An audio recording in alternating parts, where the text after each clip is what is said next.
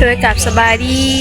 และสวัสดีพ่อแม่พี่น้องพ่อแม่FCทุกท่านหรือจะเป็นฝั่งลาวฝั่งไทยหรือต่างประเทศ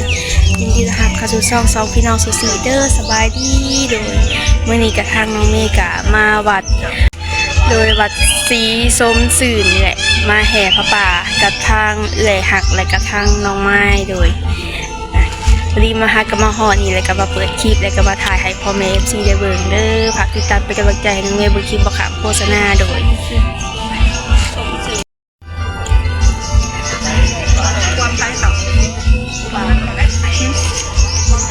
สบายดีเด้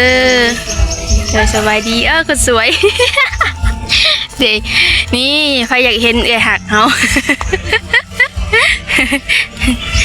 นี่ยังหนุ่มยังสาวอยู่ วันนี้มาว่าเอื้อยยังพากินข้าวอยู่เพิ่นบ่ดีมีห้องทานบ่ห้องทานที่เพิ่นมีบ่มีบ่ปกติเป็นสิเห็นว่ายังบ่มา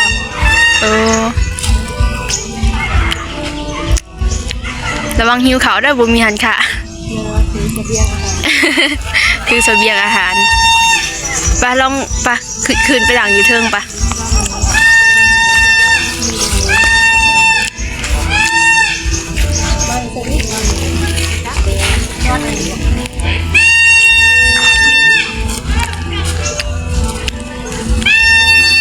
มันอยู่ไกลเข้มของ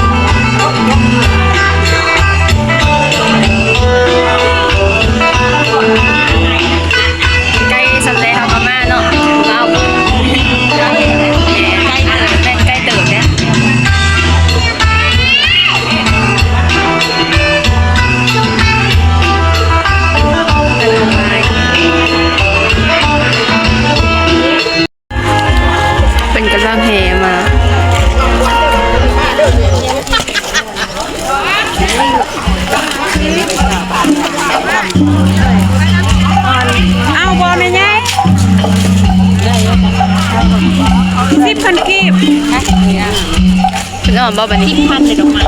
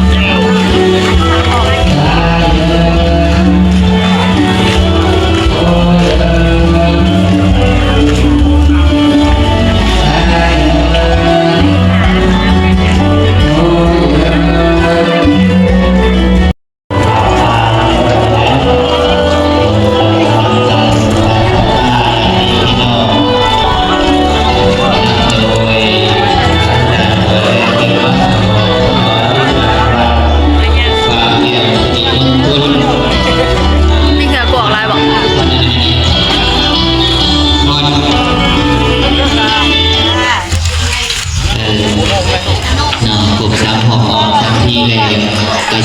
อันนี้สื่อต้นชั้นห้าออกมาอ่านกันเลยตอนเขาบอกเขามีใครมาอะไรออกมาอ่านต้องสวยให้ไม่นี้ว่าเป็นการ โมตัสสะ ภะคะวะโต ภะคะวะโต อะระหะโตสัมมาสัมพุทธัสสะนะโมตัสสะภะคะวะโตอะระหะโตสัมมา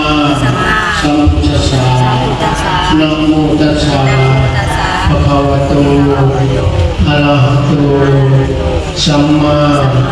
สัมพุทธัสสะสุทินังวัตเมธานังสาธุสาธุ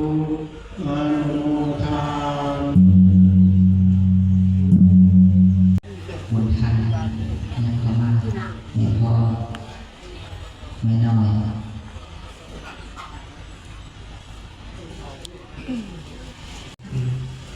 จับกันเด้อจับกันเด้ออย่าลงกันเกี่ยมเสียงสาธุการพร้อมกันเอาจับสา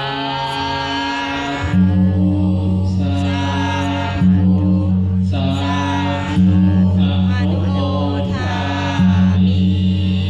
สาธุการเกียรติพลวะยานะอัมพรการเกียรติลำยา ขอบคุณด้วยบุญด้วยบารมี บริการเดี๋ยวเราบอกมัน พอดี มีแต่ว่าสิขอกลับแล้ววันนี้คลิปหน้าพอกันใหม่เด้อเดี๋ยว พอดี ไปอาบน้ำกับมันนี่มันมินนะมิ อนุโมทนาบุญนำ สบายดีไปสบายดีโดยฝากติดตามเป็นกำลังใจน้องเมย์เด้อเบิ่งคลิปบอกข่าวโฆษณาน้องเมย์ว่าผิดพลาดประกันใดก็ต้องขออภัยโดยไปแล้วสบายดี คงใหญ่